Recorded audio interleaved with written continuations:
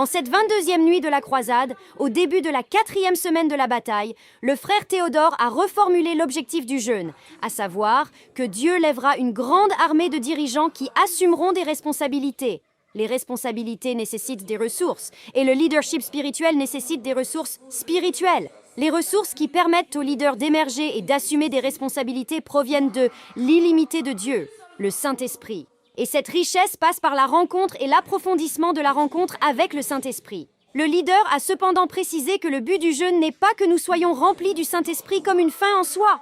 Nous avons besoin d'être remplis du Saint-Esprit pour accomplir quelque chose. Dans la Bible, lorsque le Saint-Esprit est venu sur les gens, ils ont eu devant eux une responsabilité pressante pour laquelle ils n'étaient pas à la hauteur.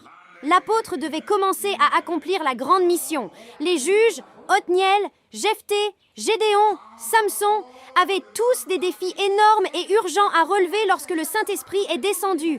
De la même manière, lorsqu'il a eu sa première Pentecôte, le frère Zach a eu un défi énorme. Il a dû s'adresser à 25 à 50 000 personnes à la convention de Keswick avec des vétérans et des enseignants bibliques raffinés. C'est pourquoi le leader a affirmé « Si vous avez quelque chose dans votre vie dont vous ne pouvez pas rejeter la responsabilité sur quelqu'un d'autre que vous serez certainement comblé. » En d'autres termes, quelque chose qui ne dépend que de vous, et non d'une responsabilité collective. Ce dont nous avons besoin pour recevoir la plénitude de l'Esprit Saint, c'est d'une consécration personnelle au but. Nous devons prendre nos responsabilités. Le frère Théodore a conclu en rappelant à nouveau le but. Une grande armée de leaders remplis du Saint-Esprit, avec des dons spirituels, qui portent des responsabilités.